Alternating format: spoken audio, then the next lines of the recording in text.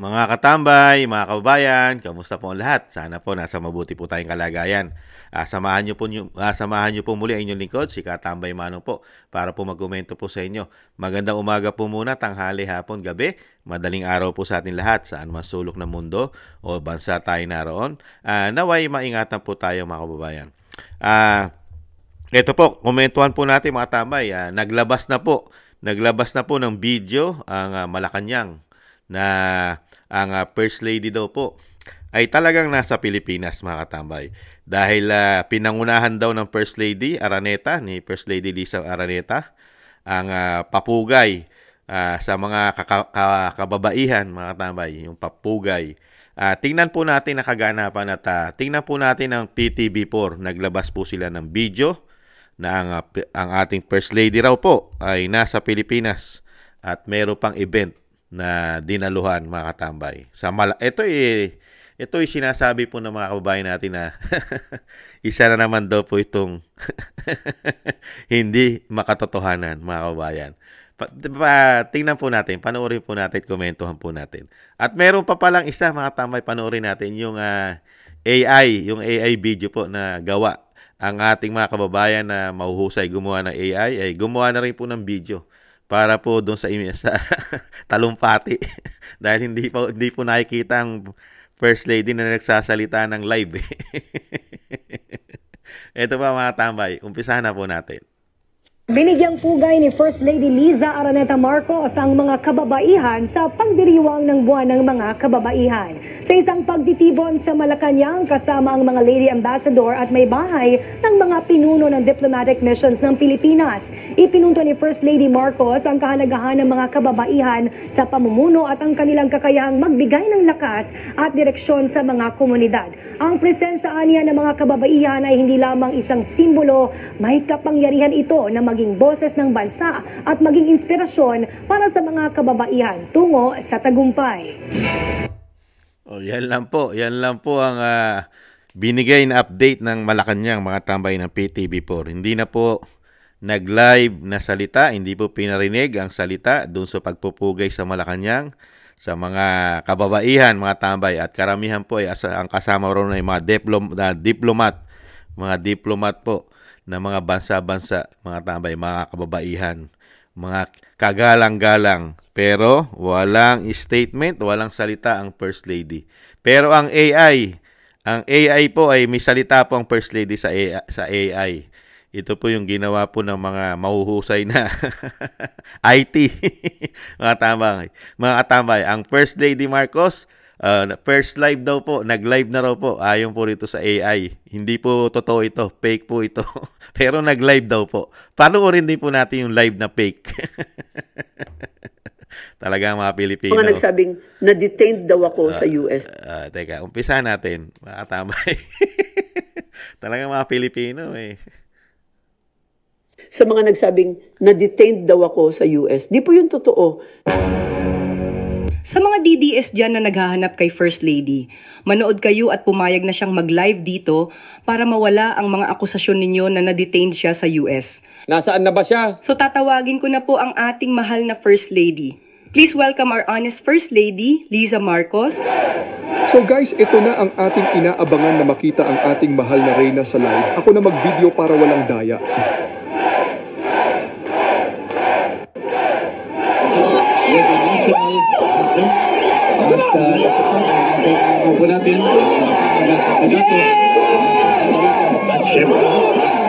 Magandang araw sa inyong lahat at sa naghahanap sa akin ng mga netizen. Andito na po ako, buhay na buhay pa. Huwag na po tayo mag-away-away, dapat na magkaisa na tayong mga Pilipino.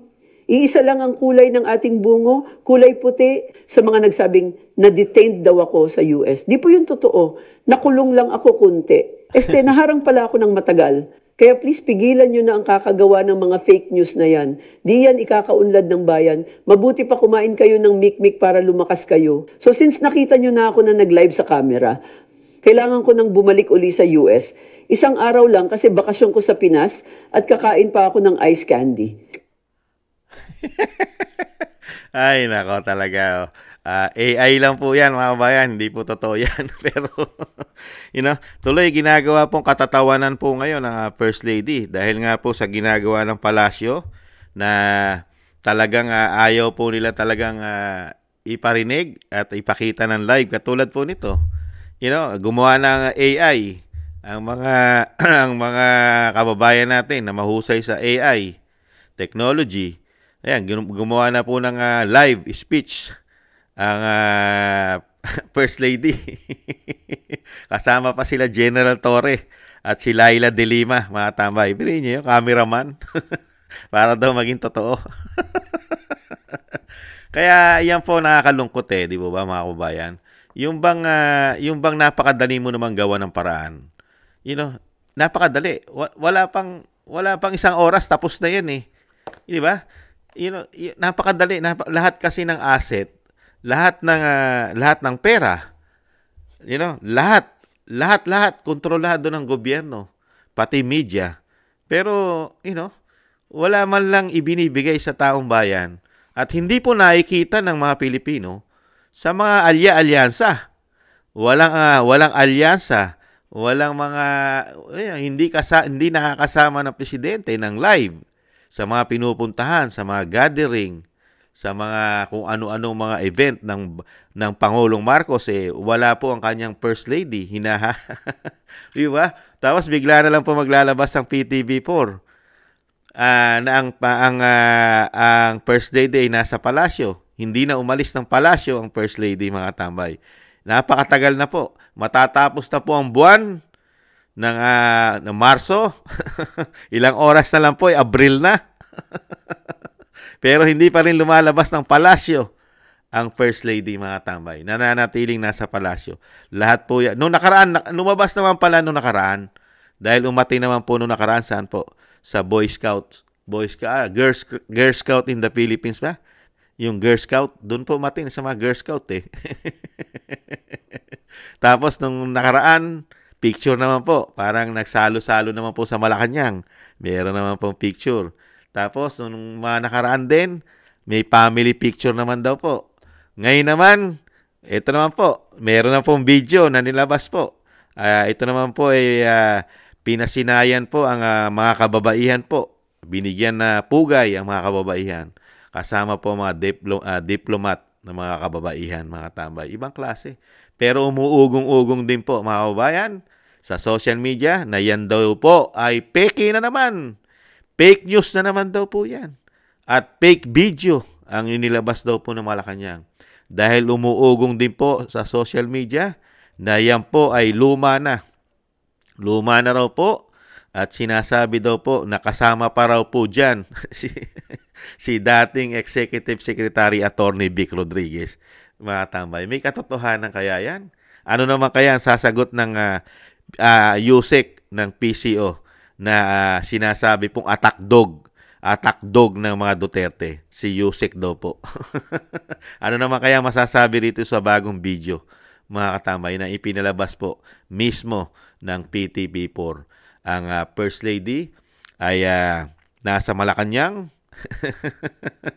at nangunguna pa kasama mga diplomat, mga kababaihan, pero wala pong tayong narinig ni huni ng langaw, huni ng kuliglig, o boses man lang, kahit boses pipit, na galing po sa First Lady, mga tambay. Napakatipid po. Napakatipid, mga kabayan. Hindi po katulad ng mga nakaraan na wala pang issue na nadidetain o dinadidetene o nakukulong o na-hold sa Estados Unidos, sa Amerika, sa Beverly Hills, na may namatay na businessman, bilyonaryo, na tantoko, napakadalas pong napagkikita ng First Lady. Di ba? Pati nga yung kanyang sinasabi daw po na maga ang isang mata na para daw pong black eye, ay nakikita ng mga Pilipino na naka-live. Napakaraming pinupuntahan ng First Lady. Di ba? Nung wala pang issue sa Amerika, pero nung nagkaroon ng issue sa Amerika, mga kabayan, ay pinakikita na lang po ng palasyo ay puro larawan kupas. Puro larawan kupas, Karamihan pa daw ay inedit, mga katambay. Ibang klase. Napakatipid na po ngayon ng palasyo. At ang First Lady ay para po tayo nagtataguan. Hide and seek. Hide and seek. Ano ba yan? Mga kabayan? At ano yan? Taguan? Nakikipaglaro. Ang First Lady po ay nakikipaglaro po ng taguan sa mga Pilipino, mga kabayan. Tagu-taguan po. Ganun po talaga wala po tayong magagawa. Sanay na sanay po yata silang magsinungaling. Hindi kaya talaga nakikita mo na sanay na sanay talagang magsinungaling kaya ang palasyo, mga kabayan. At sanay na sanay pong gaguhin yata at lukuhin at gawing bobo ang mga Pilipino. Sanay na sanay kaya sila dyan? Nagtatanong lang po si Kamanong, mga kababayan. At ang First Lady, no? Wala, kung tutusin ng mga tambay, hindi mo naman talaga hinahanap na Dahil nga, ano ba pakialam ng Pilipino sa First Lady? Una-una, hindi naman siya halal ng bayan. Kaya nga lang nagtatanong ang mga Pilipino, dahil may issue. Yun po yun Hindi po hinahanap ang First Lady para siya hanapin, para siya ay napaka-importante sa mga Pilipino. Hindi po yun Hindi po ganon ka-importante ang First Lady sa mga Pilipino. Ang tinatanong lang po ng mga Pilipino, kung totoo po bang na-detain, nakulong, na-hold ang First Lady sa Amerika at totoo ba naging sangkot siya? Nagkaroon po ba ng ang First Lady ay nasangkot dito sa kanyang kasama na sinasabi na businessman, bilyonaryo na namatay dahil daw po umuugong na balita di umano na overdose daw po sa droga. Yan po ang umuugong na balita. At lalong-lalo po sa mga kababayan natin na nasa Amerika, lalong-lalo na sa Los Angeles, California, sa Beverly Hills, sa Long Beach, napakarami pong Pilipino. Di po ba, pag sinabi pong Amerika, ano po ang masasabi po natin? Ang pumapasok agad sa isip natin, napakaraming Pilipino saan? Una, sa Hawaii. Pangalawa, sa California. Di po ba mga tambay? Napakaraming Pilipino sa California, sa LA, sa Los Angeles. Mga tambay.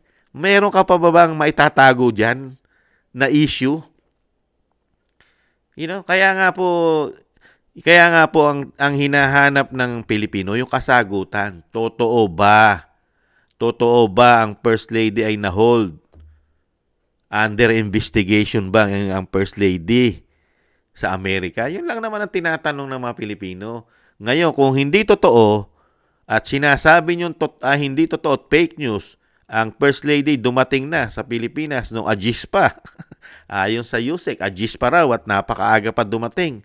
5:00 na madaling araw. Nasaan? Matatapos na ang buwan. 21 days na. Hindi pa rin naririnig ng live at nakikita ng live ang First Lady. Ito, katulad po nito, hindi naman masasabing live. Mga katambay, kasi ibinalita ng TV4, hindi naman live. Di mo ba? At walang salita ang First Lady. Hindi narinig ang boses. Di mo ba? Yun lang naman ang hinahanap ng mga Pilipino. Bakit itinatago? Di ba? At ang sabi ng mga Pilipino, bakit halos sabay na sabay yung pumutok na issue? Nung issue na ginawa kay dating Pangulong Duterte na pagkidnap at pagdala sa Dahig. At talagang tahasang nilabag ang ating soberenya, ating judicial. Bakit kaya? Dahil si dating Pangulong Duterte ang pinaka mabisa na pangtakip sa lahat ng problema ng gobyerno. At syempre kasama na ang pagpapabagsak, demolition job. Di umano? Ganun ba? Nagkataon lang kaya? O talagang sinasadya kaya? Yan po Kaya ang mga Pilipino po, matatalino na po ang mga Pilipino ngayon. Hindi mo na po mapagluloko, lalo po sa social media. Napakahusay na po ng mga Pilipino ngayon, lalo sa technology. Alam ng mga Pilipino kung ine-edit mo, pinepeke mo lang dahil napakaraming upload at maraming nagre-research ng mga Pilipino sa galaw ng binagoongang Pilipinas. Ngayon pa, nakitaan ng mga Pilipino ang binagoongang Pilipinas ay napakarami daw kasinungalingan, lalong-lalo sa issue ng kaperahan. Di po ba? At pamumulitika. Talaga pong kakalkalin at kakalkalin po yan ng mga Pilipino, lalo yung napakagagaling sa internet, di ba? Yung magagaling nating mga kababayan diyan na pagdating sa internet ay hindi mo matatawaran ng galing, di ba? Sa technology, meron ka ba maitatago sa panahon po natin ngayon na technology na ang mundo? Napakadali na po lahat ngayon. Cellphone lang. Cellphone lang, pwede ka na mag-live. Di ba? Batiin mo man lang si Yusek sa cellphone mo. Gano'n na lang batiin mo si Yusek. O, Yusek Claire, kamusta ka dyan? O, naka-live ako. Kinakamusta kita. Maraming salamat, Yusek Claire, sa pagtatanggol mo sa akin kahit ako'y nandito sa LA. Di po ba? Kaya po mga kababayan, dito po mga kababayan, lalo lang pong napapahiya at sanay na sanay po talaga yata sa kahihiyan ang binagoong Pilipinas, ang palasyo. Sanay na sanay po. Sanay na sanay po nilang lunukin at tanggapin ang mga kahihiyan, ang sinasabi ng mga Pilipino na lahat na lang ay tinatanggap ng palasyo ngayon. Yung pagiging drug user, tanggap na tanggap po. Ngayon naman, ano sinasabi? Sinungaling, mga sinungaling, ang Malacanang daw, di umano, ganyan, napakarami. Sinungaling daw ang Yusek, kauna-unahan daw fake news ang Yusek, ang PCO. Yan po ang kayang-kayang tanggapin po ng palasyo, mga tama, yung mga issue po sa droga, kayang-kaya nilang tanggapin. Ngayon, issue na naman po sa droga ng First Lady ay kayang-kaya rin pong tanggapin at pasinungalingan. Yan po ang naging tatak. Yan po ang tatak ng binagoong Pilipinas, mga tamay. Lahat ng issue ay kaya po nilang lunukin, tanggapin, mga tamay. Hindi po nila tutuldukan ito. Bagkus ay pagsisinungalingan pa. Ganun po ang nakita ng mga Pilipino. Imbis na tuldukan mo ang problema, lalo ang problema mo sa iyong kalusugan, sa iyong bisyo, ang isasagot pa sa iyo, kasinungalingan daw at sasabihin na fake news daw. Pero meron naman pong pamamaraan para malaman ang totoo kung fake news at kasinungalingan, magpa-drug test ka. Yun lang po, napakabilis para maibalik ang tiwala ng mga Pilipino. Pero hindi nila ginagawa eh. Ang tangi pong ginagawa ay mag-hide ng attack dog. Kailangan lang po attack dog. Yan po nakita ng mga Pilipino. Kaya dito po mga kababayan, pinag-uusapan na naman po. Another fake news na naman daw po. Ayon po yan sa social media at mga magagaling nating mga Pilipino. Kaya yan, kung kayo'y naghahanap ng live ng speech, pahayag ng First Lady, ayan, gumawa na po ang mga Pilipino na magaling sa AI o sa IA o sa AI. Ayan po. Live na live daw po. At meron pang mga guest, si General Torre at si De Lima, mga tama yan. Humihiyaw pa ng Duterte. Di ba mga kababayan? Kaya hindi mo na kayang lukuhin ng mga Pilipino ngayon. Kahit po ano gawin. At napakarami pong issue ng bansa. Ngayon po, lumalabas na po ang totoo. Lumalabas na po ang katotohanan ng problema ng bansa. Kahirapan, taggutom, napakamahal ng bilihin, kawalan ng trabaho. Lumalabas na po talaga. Magtatatlong taon na po. Talagang puputok at puputok po yan. At sisingaw po talaga ang problemang hindi nasolusyonan ng 3 taon. Mga katambay. Kahirapan, taggutom, kagutuman, kawalan ng trabaho, napakamahal na bilihin, bayarin. Ang issue po, ang tinatupag po, trabahuhin para masolusyonan ang problema, pamumulitika. Issue ng korupsyon na hindi natutuldukan, walang investigasyon. At syempre po, issue ng droga. Hindi lang po issue ng droga. Sa palasyo, issue rin po na lumalaganap na naman ang droga at mga adik na gumagamit ng droga. Nahandyan na naman po ang mga kriminal. Nagbabalikan na naman po ang masasamang tao. Gumagawa ng masama sa mabubuting mamamayan. Ang nadidisgrasya, ang mabubuting tao. Yan po ang hirap. Pero, ang sasabihin ng Malacanang, fake news. Hindi totoo yan. Pati sa airport, yung mga nagbubukas ng mga bagahe, nagtatanim ng bala, ang sagot dyan, fake news yan. Hindi totoo yan. Sanay na sanay po. Ganyan ang ating Malacanang sa binagoong ang Pilipinas. Wala pong ginagawang masama ang gobyerno, ang mga lingkod bayan. Wala. Pagka may issue at sinasabing hindi maganda at makaka-apekto sa kanila, ano sasabihin? Fake news yan. Fake news. Hindi totoo yan. Mga kabayan, bago po tayo magtapos at bago po natin hanapin ulit ang First Lady, magpasalamat po muna tayo sa mga biyayang pinagkakaloob po. Thank you po. Shoutout po kina Kingston 123 ng Hong Kong, Gina Ray, Solid DDS ng Berlin, Germany, Jake Yahut 4531, Jasmine Channel, Telma Pasawa, Dan Rivero ng Anchorage, Alaska, Bon Rosales ng France, John Sarip, Amsterdam, Holland, Chona Banks, 1077, Milwaukee, Wisconsin, USA, Julieta Celona ng Sydney, Australia, Ma'am Elvis Sermani ng North Miami, Florida, USA, Grace Obet ng California, USA, Michelle Del Valle ng New Zealand, Sara Nakamura ng Japan, Melencio Bandibas ng Jeddah, Arabia, Trojanta 9828 ng Korea, Lopez Ivina ng Saitama, Japan, Librado Reyes ng California, USA, Danilo Basan Jr. ng Jubail, Saudi Arabia, Roberto Papa, United Kingdom, 29, Narciso Esteban, Reynaldo Pexon, June De Jesus, Lee Chen, Ana Santos, Bon Rosales, Benjamin Garduque, Pepito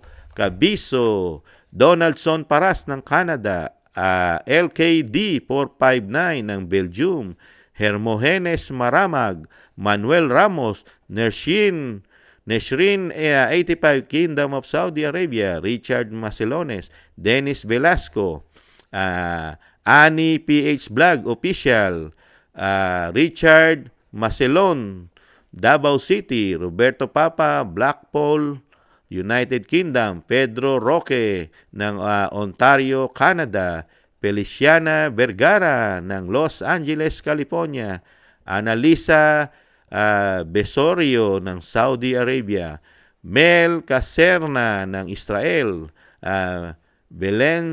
Veneracion Seblos 411, Sandy Donan ng Osaka, Japan, Just Got Lucky ng Houston, Texas, Ruth Perdosa, Kuwait, Zenaida Garcia from Italy, at si Sayan Nico ng Saitama, Japan. Maraming salamat po. Shoutout po sa inyo. Ingatan nawa po. Mag-iingat po palagi. At shoutout din po sa ating mga kababayan sa kasulok-sulukan ng bansa. Shoutout po. Mabuhay po kayo. Ingat po. At shoutout din po sa ating mga kababayan sa kasulok-sulukan ng mundo na may Pilipino, may mga OFW. Ingat po. Mabuhay po kayo, mga bayani po natin. Mabuhay po kayo. Ingatan nawa. At thank you rin po sa mga gusto po ng Tambayang Makabayan sa YouTube at TikTok. At ganoon din po sa mga nagko-comment, like, share, and subscribe.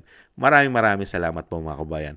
At syempre po, huwag po natin kalimutan na isama sa ating mga panalangin na maingatan po ang dating Pangulong Duterte, lalong-lalo po ang kanyang lakas at kalusugan at muling makabalik sa ating bansa. Mga kabayan, maraming salamat po sa muli. Huwag na po nating hanapin ang First Lady, mga tambay. Marami na pong lumalabas na AI, mga tambay. Nagla-live na po. Maraming salamat po. Sa muli, paalam. Bye-bye.